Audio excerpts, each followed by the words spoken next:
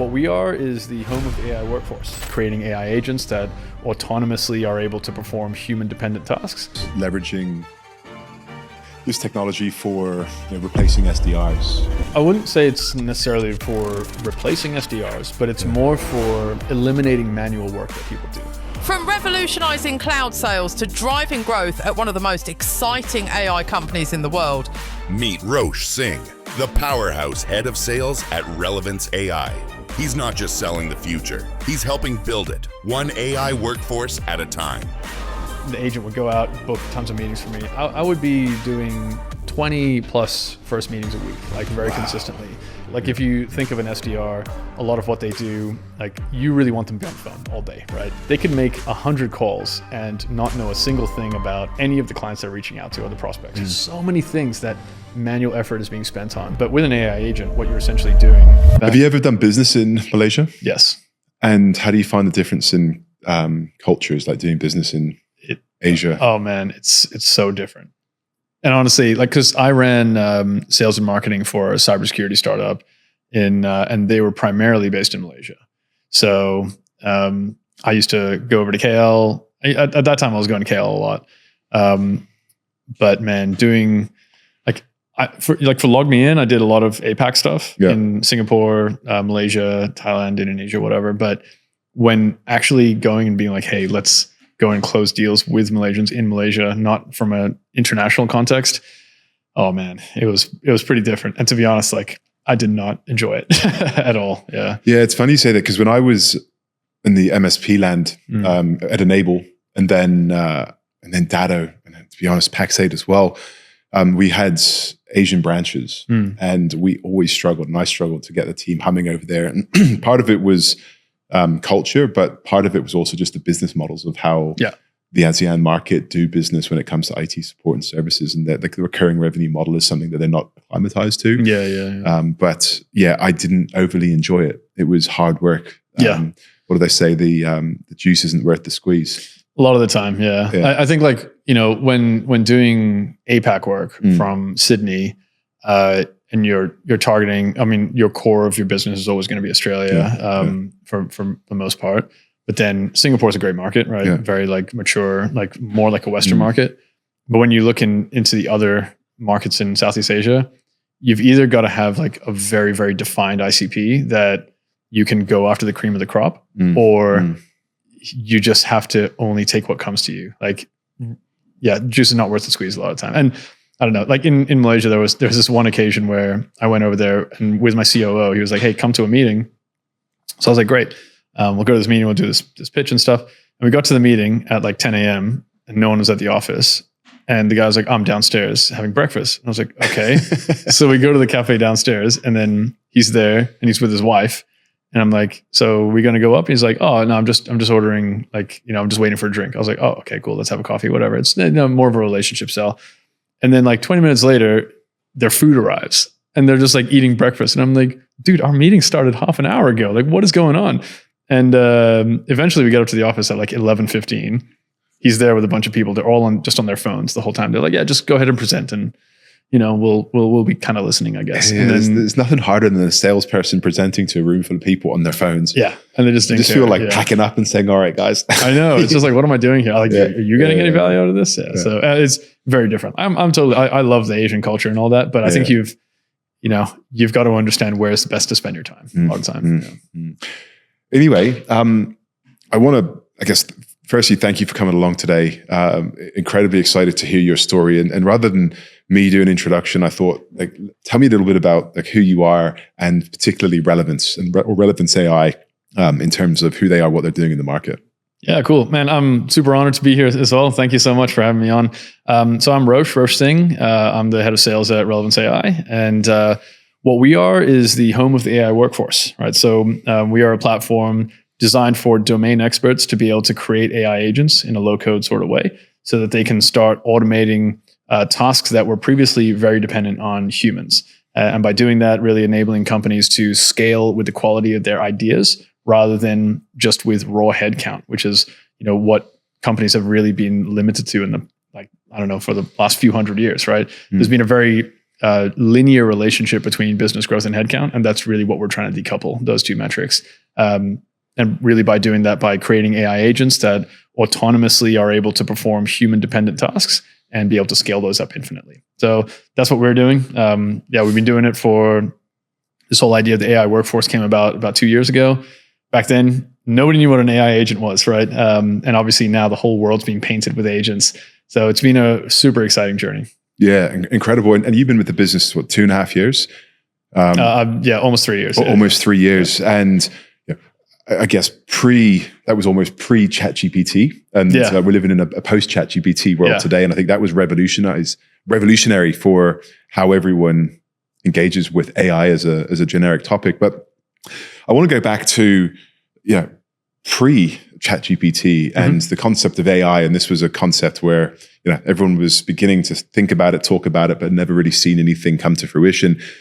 How did you make the decision to go from stable career, stable life, in a non-AI world, to thinking that this is a cool, exciting opportunity? And how did you assess whether this was the right career move for you way back then? Yeah, I mean, we sort of intersected in the I guess RMM sort of remote support service desk world, right? And back then, I've been doing sort of enterprise sales for close to 15 years prior to, or about 12, 13 years prior to Relevance AI. At that time, I was working for a company called SolarWinds. So SolarWinds, network and infrastructure monitoring company, very enterprisey, very stable and that sort of thing. And basically I was kind of gearing up to get engaged and, kind of move into very much like next chapter of life. And I thought to myself, the reason I got into the tech industry in the first place was to build a company. I actually did computer science at uni. So I was actually a developer, and then I kind of fell into sales and I fell in love with it. But I always wanted to build a company from the ground up and really get very involved in the tech side of things, while still remaining in the customer facing side. I thought, man, this is my last chance to do something crazy, so let's do it. Let's get involved in a smaller company. So I, went looking for jobs and basically got two great offers, and one tiny company with these two co-founders sort of went, hey, we'll give you like half of what you're getting elsewhere. And I thought, am I crazy for even entertaining this? But anyway, got in discussions with them, and what they were doing was really exciting. They were really inspirational with what they wanted to do and their vision. And I just thought, man, one last shot at doing this before I've got a lot more responsibility in my life. So let's give it a crack, Yeah. And was the value proposition in the solution 3 years ago the same as what it is today, or has that evolved? Oh man, it's completely different. Completely different. Yeah, it's complete. Like back then, it was very much companies have 80% of all data in companies is unstructured, and we were using vectors and clustering vectorized data in order for them to get value out of their unstructured data.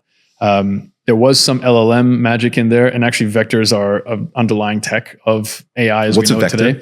So a vector in very simplified terms is basically taking unstructured data and turning it into something that can be more structured and compared with other unstructured data, so that you can essentially like analyze it, and draw similarities. And you do what's called clustering of vectors. So you can take unstructured data, group them into bits that are more similar to each other, and then essentially get more insights out of that unstructured data, right? Yeah, gotcha. And AI. Was AI back then? Yeah. So it was like that. I mean, that is a form of machine learning and AI, right? LLMs like generative AI, what we know of today, was being applied on that platform more to take that, look at that data and turn it into something insightful. Yeah.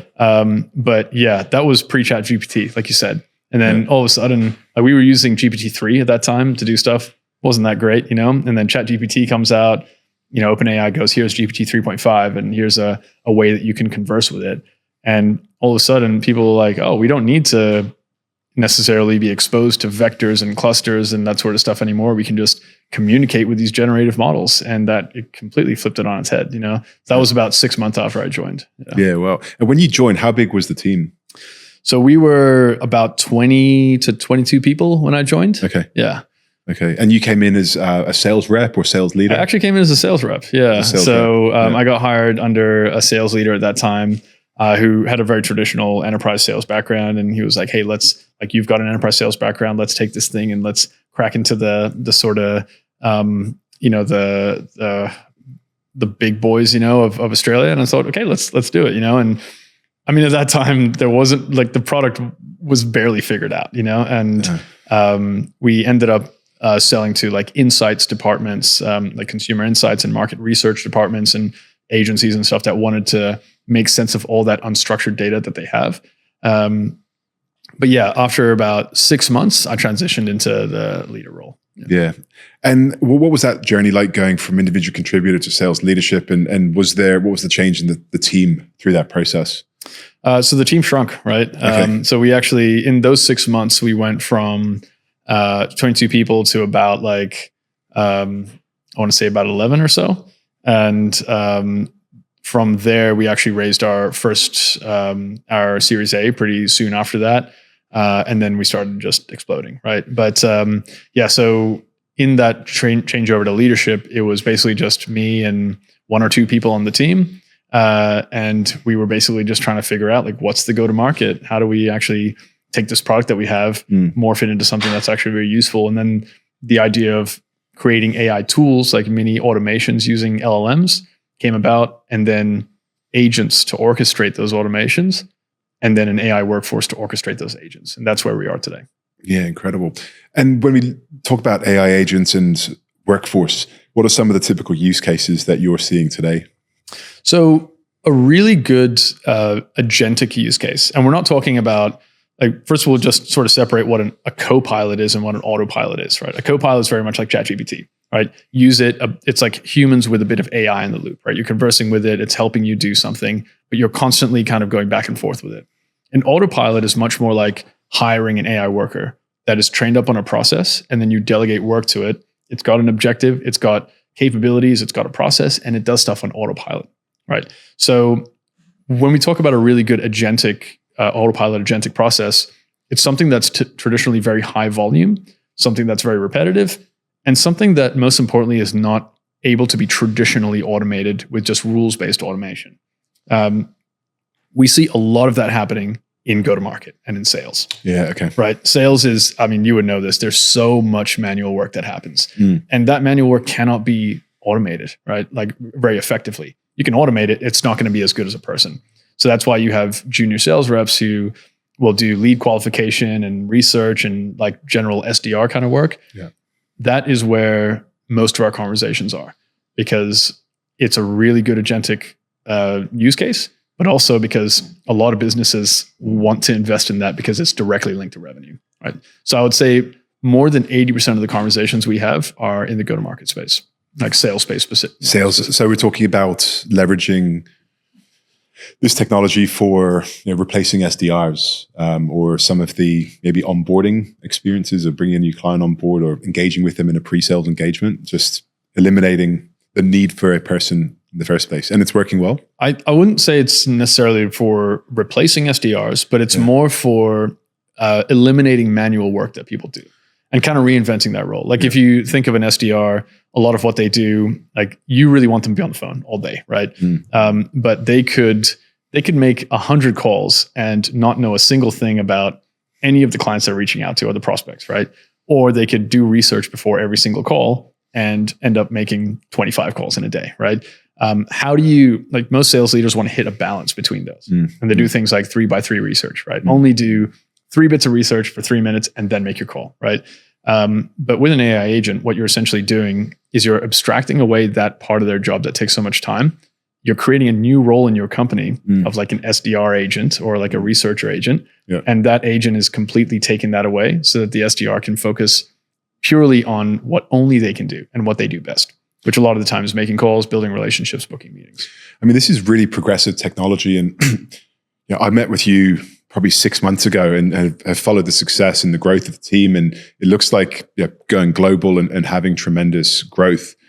I also think on the flip side, whilst there's massive growth, there's potentially, and correct me if I'm wrong here, a certain type of buyer that is going to invest in this as a I guess, first mover. Are you seeing that in terms of the persona or the type of buyer that's engaging in this sort of technology? Yeah, it's generally we find that high growth companies are the ones who they invest so much in growth. Yeah. And to them, exponential growth, like anything they can do to accelerate that is going to be really worthwhile. Yeah.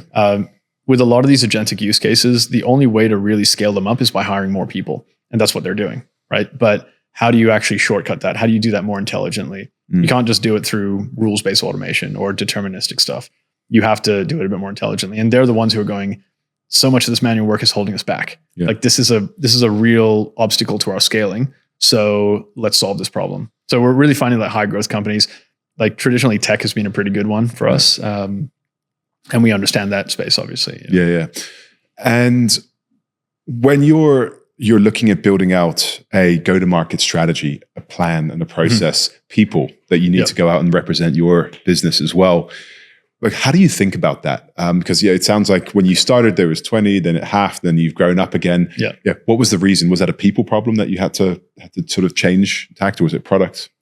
I think that on the product and engineering side, I probably can't really speak too much to that, but it was definitely like on the go-to-market side, it was probably growing the team before we really had a real concrete plan of like, this is what we want to go after, right? And this is exactly what our ICP is and how much we can actually get from this.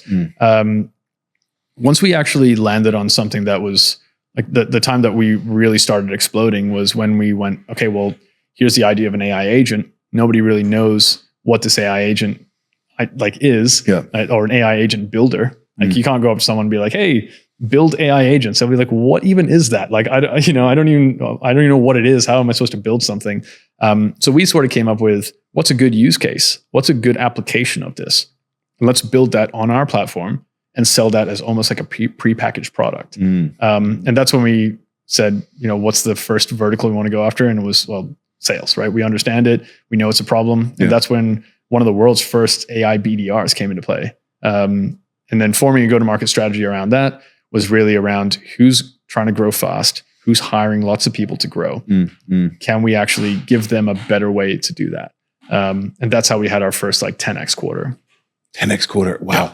So I want to double click on this because this is really important in a piece I see so many startup, scale up businesses struggling with is that chasm and crossing that from I need to grow. Do I just hire people that are going to solve my problems? Yeah. What was the main problem? I mean, you talked about ICP, maybe product market fit a little bit as well. Was there something that stands out that you look back and say, this is what we would do differently if we had our time again? Sort of like, right. Would you say like right now or back then? Yeah. Okay. Yeah. What would we have done differently if we were to start again? Yeah, that's an interesting one. I think, to be honest, I think that we should have scaled up the sales team a little earlier than we are. Okay. Right? So we were probably a little bit too conservative with like, hey, we've got a great idea here and it's working really well. Rather than just go, hey, let's see if we can keep this repetitive motion up or this repeatability up a bit more. And when you say scale the sales team up, what was the point where you say we should have scaled? Was that when you had like product market fit and you actually getting traction? Definitely. Yeah. Okay. And the piece before that, I think you mentioned that you maybe hired too early as well. Yeah. So it's a balance, right? It's a balance. Yeah.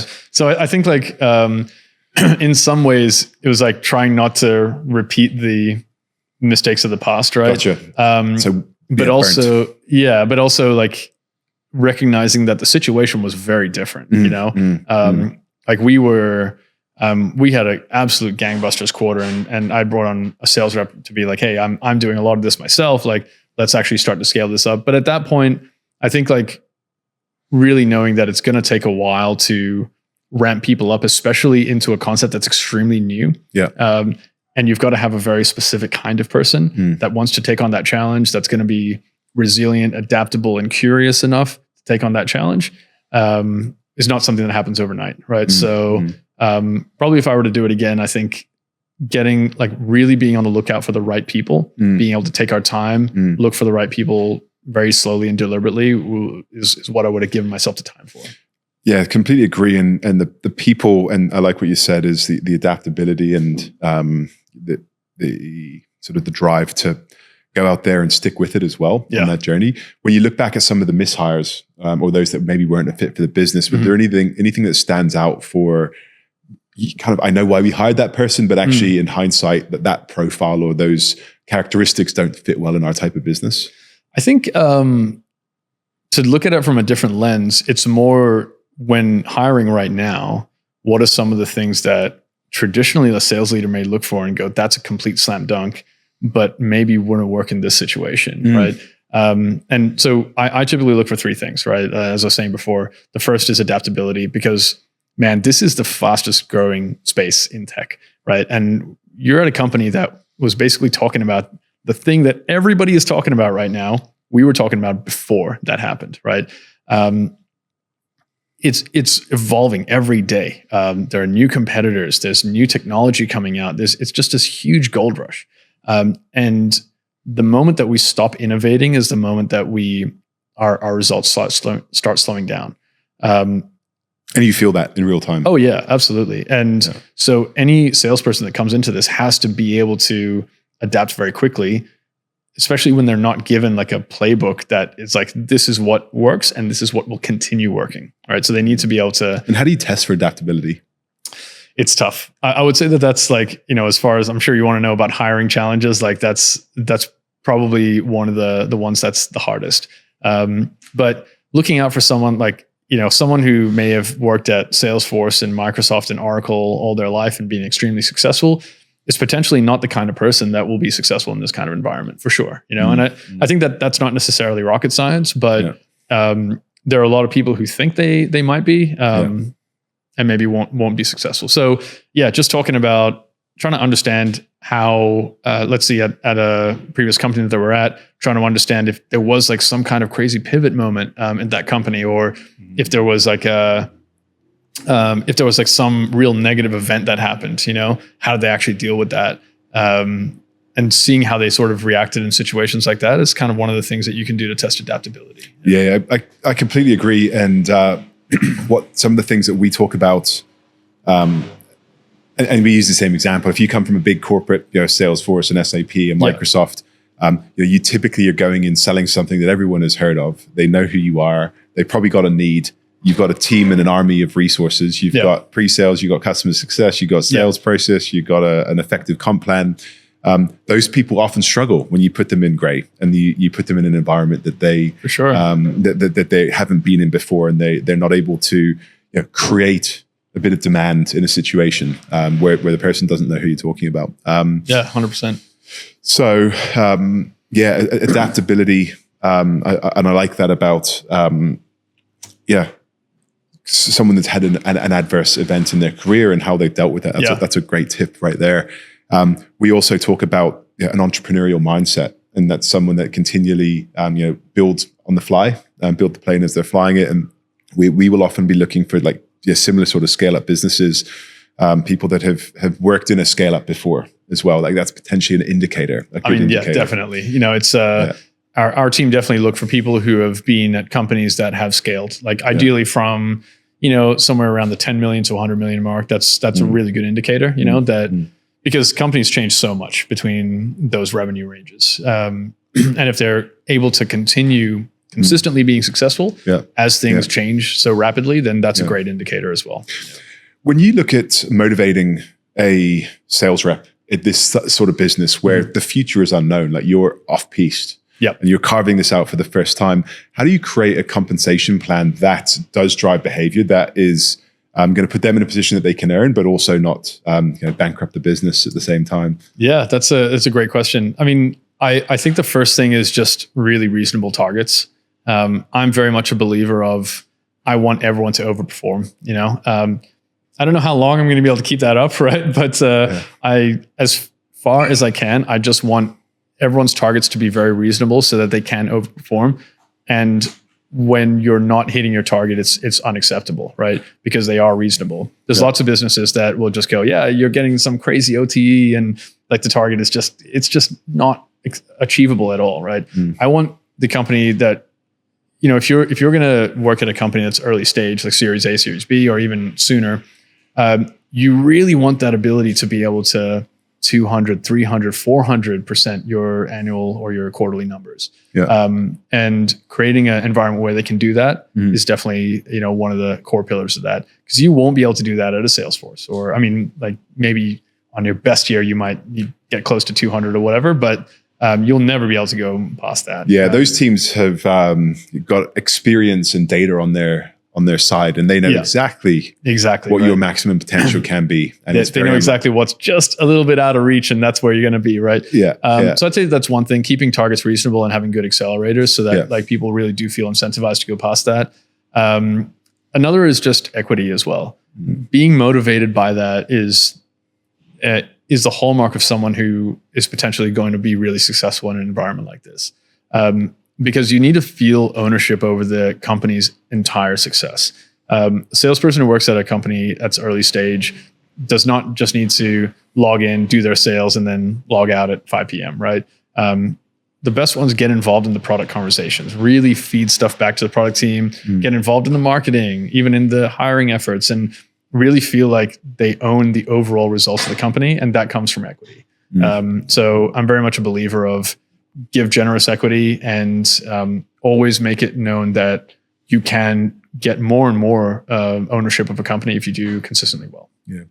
When you look at lead flow and bringing on a new sales rep, have you got a philosophy or strategy around the amount of inbound leads versus self-generated? Like, is there a magic number that you try to get to make sure everyone's well fed? Yeah, that's a really good question.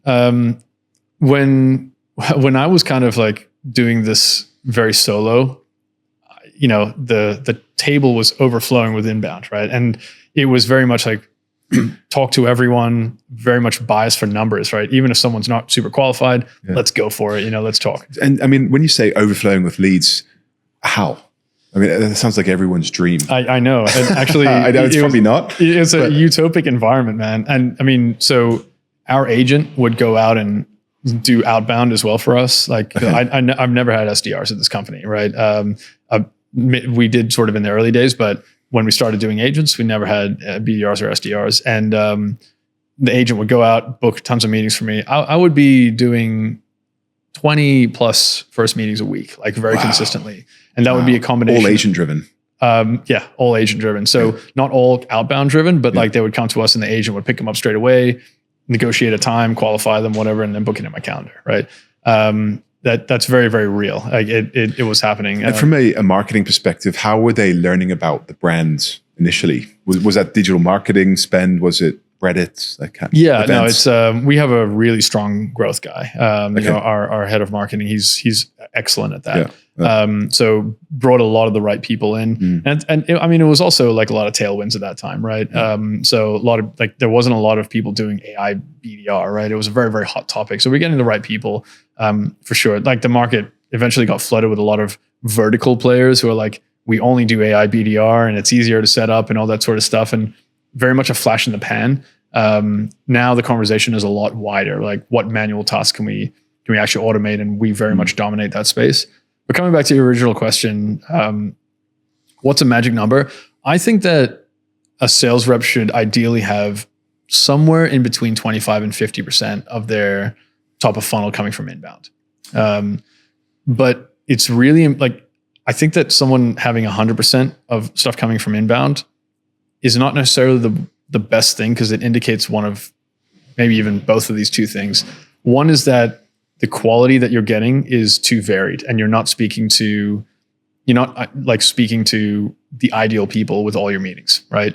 Or if you are, then you should be having another rep in there, right? And you should be spreading this out across a few reps, because you ideally want to, let's say, we try and balance around 10 first meetings a week, which is, it's pretty high, honestly. Like it's quite high, but as in you want each of your reps to be doing 10 first meetings per week. That's right. That's how we balance. That's a good sort of metric, like an indicator of good top of funnel success. And do you know your metrics in terms of close? If I have this many meetings, I'm going to be getting this many opportunities and closes. You have to be metrics driven. For sure. But 10 first meetings a week, biasing towards just having more conversations, because you never know when there's going to be something outside of ICP that turns out to be a really good use case, especially when you've got a horizontal product, right? But if I'm serving up 10 ideal personas via inbound, right? Then they're not driven to do any sort of outbound generation to the ideal people that they should be speaking to. And that just means that I've got to get more people to spread that inbound out so that there is actually capacity to reach out to the ideal people. So I definitely think that 50% of pipeline should be self-generated in an ideal world. Yeah. And then the rest of it should come inbound. That's the number I typically say as well, 50%. Yeah. I think that's the right balance. And for those that are, I've seen hiring teams say, bring a sales rep on and it's 100% self-generated. We've got marketing, it doesn't really deliver. So you've got a really expensive SDR or BDR. Yeah, for sure. If you're going to just get them to cold call all day, just hire a resource at a quarter of the price. Right, exactly. So I think it is important because like out of all the people you want, like if you've got a rock solid ICP, let's say I want to talk to sales VPs of, high growth tech companies. If I just filter down, if I'm getting so much inbound of that exact person, right? I want my reps I want to spread that out between like a few different reps, right? If I'm getting a lot of inbound, but like let's say only 20% of that person, then I want like the rest of the activity to go find that person, right? Yeah. Not every single one of them is going to come to us. So there should be effort dedicated into going to find them as well, right? And if there isn't, then you know that something's kind of off balance in the team. Yeah. And going back to your indexing on reps that you're hiring for, you talked about adaptability. What are the other things that you score when you're trying to decide if you bring someone on? So there's three main, like there's a lot of them, right? But the three main ones that I always talk about are adaptability. The second one is resilience. So in a space that's so quickly changing, there's going to be real triumphant moments. And then there's going to be times where things kind of shift in a way that makes it harder for you. And that's just the way it goes, right? If you can't be resilient during the times where you've got a bit of headwinds, then you're not going to have the right space for when the times that things are going well for you, right? So anyone in this environment does need to be resilient. If one bad quarter gets you down, you're not going to stick around. You're not going to be in the right space for the good quarters, and it's really important that you are. So resilience is definitely one thing because not everything's always going to go your way. And the third thing is curiosity. And this is probably one that I index on like a great deal. A product like ours can do kind of anything. It's crazy to say. I think like a lot of people feel as if their product is worthy of a CEO's attention. But the reality of it is that very few products are, because they cater to a particular persona and they solve a particular problem. And really, like you maybe like take, for example, an RMM solution, right? Like very familiar with that. Like, should a CEO really care about that? Of course, maybe, but like it's mostly the CIO's realm. Something that really can do anything, like our AI workforce solution, you can create agents that do top of funnel sales stuff, marketing stuff, talent acquisition, like any other stuff in HR, customer support, general operations, finance. Like there's so many things that manual effort is being spent on that can be tackled with this. And a good rep really cannot be narrow-minded enough to be like, here's one use case that I'm talking to this person about.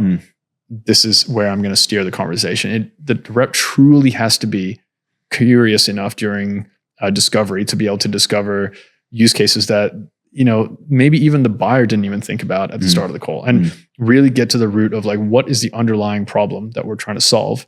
And what are the multiple ways in which we can get there? And that's really how you differentiate a horizontal solution from a vertical one. Yeah. Do you look at the sales motion? So whether it's been an enterprise or complex or platform or point solution, like, is that important for you? Does that demonstrate the skills? So are you looking for someone that's sold that complex multi-stakeholder solution? Yeah, definitely. Yeah. And it's interesting though, because a lot of the time you get the really senior guys who have sold these complex solutions to huge companies and stuff, but they really rely on a lot of support to do it. Right. Yes. They've got if you've got a top level enterprise guy, like you're throwing enterprise resources at them. There's someone to fill out RFPs. There's someone to do demos. There's, product experts, overlays, all sorts of stuff. And you don't get that in a smaller company. Yeah. So the balance really is to find somebody who can navigate like complex multi-stakeholder processes, but also be kind of agile enough and resourceful enough to do a lot of stuff on their own. Yeah. So yeah, that's kind of the balance you got to strike. And do you have you deployed a sales methodology, like a medic or spin or challenger type sales? Yeah, so we have started doing MedPick. Yeah. I'm a fan of MedPick because it's not necessarily something that you kind of tell your people to do. You know, it's more something that you can look back and be like, what am I missing here? Yeah. And you can very easily identify like gaps or things that you need to focus on with that deal. It's very obvious, like sore thumbs in your pipeline. Should this deal be here? Why is this deal here when we don't understand this? Like, so that's kind of why I like MedPick a lot. As far as sales methodologies go, like my early days were at LogMeIn, and LogMeIn was very big on Sandler, right? Now Sandler, you can see it as a very kind of insurance salesman sort of methodology, but I think a lot of the roots of Sandler are very solid in terms of that consultative reverse kind of selling. Very much, sort of not pushing and more pulling. Yeah. I really like that. But yeah, in terms of sales methodologies that I'm putting in place, like MedPick is probably the one. Yeah. Another question, just to reflect on where you are today from a go-to-market build, the world that we're living in today versus say 5, I was going to say 10, but even maybe 5 years ago. Have you seen any shifts, and whether it's within Relevance or the industry, which you're potentially even driving in go-to-market motion? Are there any new roles that you're seeing that are starting to pop up going, oh, that's a new role. I've heard of a go-to-market engineer. I was going to say, yeah, GTM engineer is the one that's popping up all the time right now. Yeah. I think the whole concept of GTM engineer, I don't know. Do you know where it came from, by the way? Not offhand. I did read about it when I heard it for the first time. One of the first times I ever heard GTM engineers was a company called Clay. Like, you know Clay. And they started calling their salespeople GTM engineers because they would be like, jump on a call and come with a very specific enrichment challenge that you've got. And they, kind of said, yeah, I'm a GTM engineer. I'm not like a salesperson. I don't know if that was just like an effort to rebrand an account executive, right? But now you have GTM engineers who they are like GTM engineering agencies and stuff like that. And I think it's just about, it comes from the fact that sales is so much about your stack, your tech stack now. If you're doing stuff with a weak tech stack, then you're wasting time. You're not accelerating as much as you should be, and you're not hitting expectations really. So yeah, I think that's probably. Have you guys got a GTM engineer? I have a RevOps guy that is like amazing. Yeah, he was. Yeah, I was going to say my interpretation is GTM engineer is the new RevOps. Yeah, so that's another way to put it. I think. Yeah. Somebody who basically orchestrates your stack, I think, and really takes your strategy and goes like, how do we create a tech stack that achieves this or aligns with this. Yeah. The crazy thing is that we actually work with a lot of RevOps teams. And one of the things that we find is that, they go in going, oh, I want to automate this thing because I want more pipeline. I want to automate like our outbound or our research. But then they realize that, what we really want is pipeline, productivity, revenue. But there's all sorts of other use cases that feed into that, right? It could be people are spending time figuring out who to upsell, or people are spending time figuring out who has churn potential or whatever. And they go out and they find other products that they add to their stack to do that never really fit fully their requirements and don't integrate fully and kind of fit within their budget.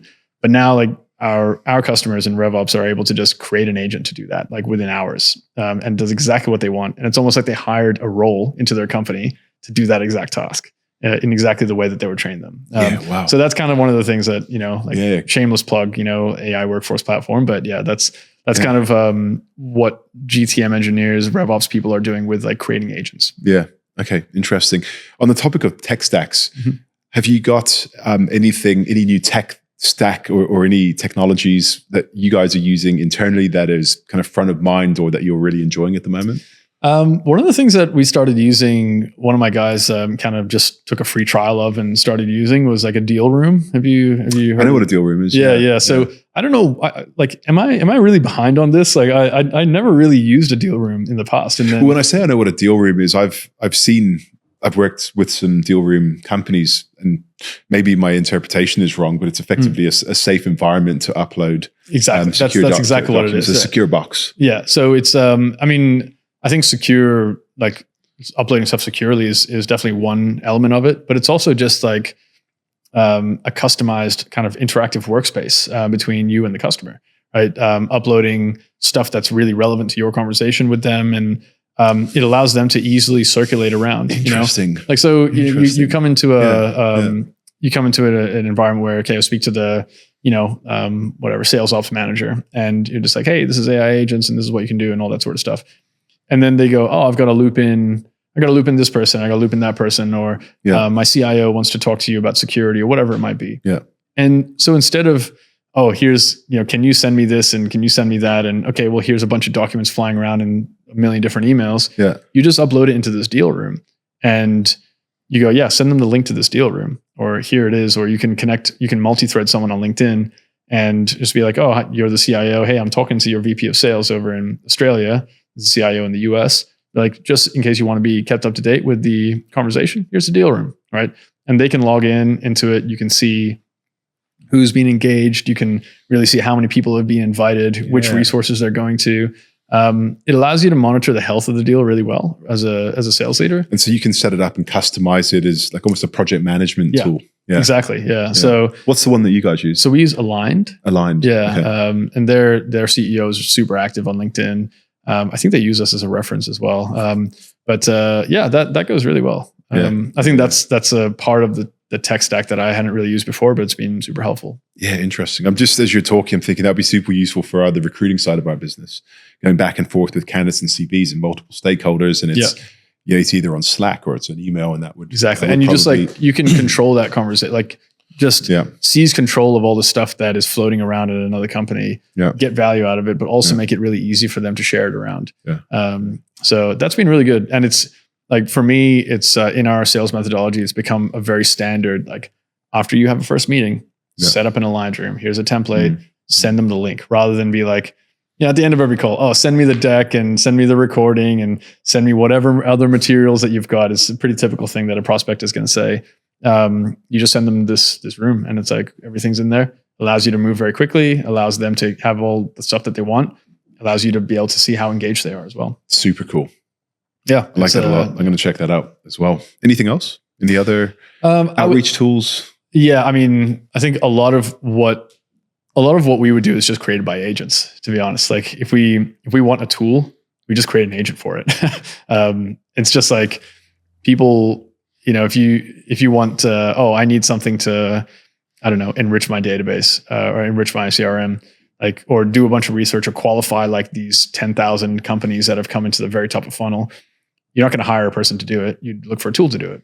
But now we can essentially have the quality of hiring a person without the cost or the time taken to do it. You just like create an agent to do it. You just do that with our platform. So we've actually eliminated a lot of our tech stack just by using agents. Yeah. Wow. Incredible. So just forward looking, the business is grown. You guys are global. The team is substantially larger than it was. What does the next 12 months look like for you? We're growing super rapidly. So I think I mentioned earlier that, what was it?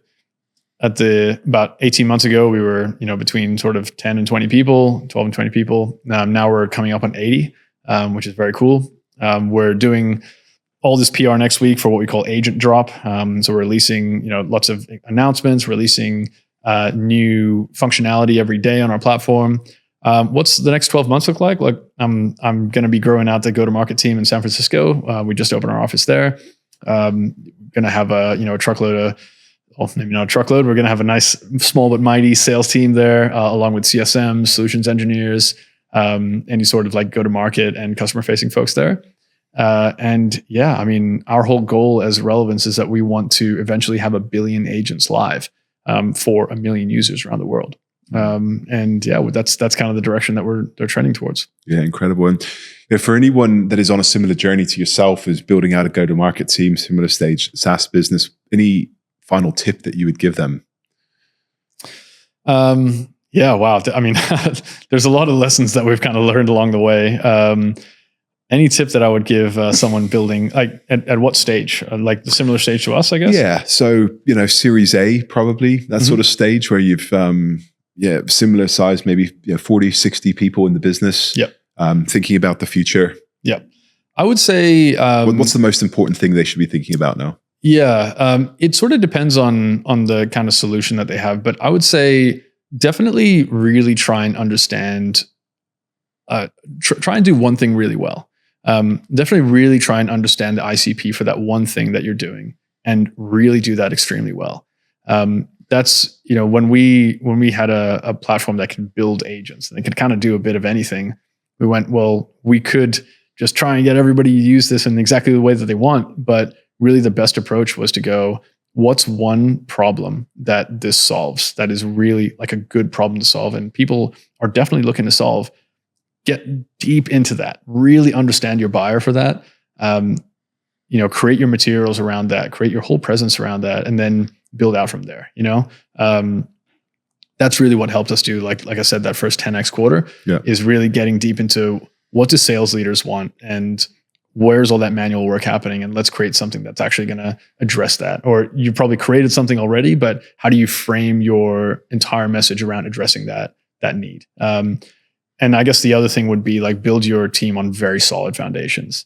Make sure that you've got very much the right people. This is our new head of people is very adamant on this. Get exceptional people that like don't settle for very good, settle for exceptional.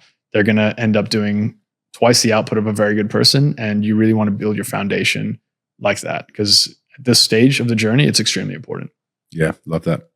And if anyone listening wants to get in touch with you or learn more about Relevance, how can they do so? Oh man, connect with me on LinkedIn. That's the best way. Connect with me on LinkedIn. Just jump onto Relevance, take a trial, request a demo, mention me. That's totally fine. We are going to be making a lot of noise in the next few days. So yeah, definitely get involved and see how you can get involved in this crazy world of AI agents right now. Really, really simply. I would say that's the best way to go. Amazing. Super, super interesting, valuable conversation. Thank you so much. Thank you so much, James. This was really, really good. Super honored to be part of it. And yeah, can't wait to follow the rest of the journey of the company and the great work you guys are doing. Yeah, appreciate it. Thanks, Rosh. Awesome.